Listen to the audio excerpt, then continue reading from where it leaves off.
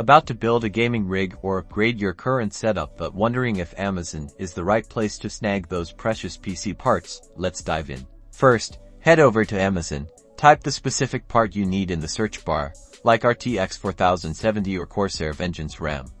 Be super specific to narrow down the results.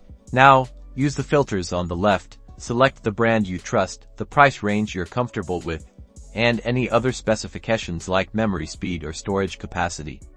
This prevents sifting through endless irrelevant options. Crucially, check the seller.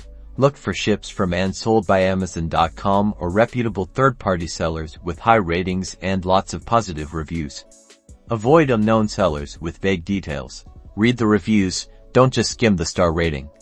Focus on reviews mentioning the part's condition upon arrival, its performance, and the seller's responsiveness. Always check Amazon's return policy before you click buy.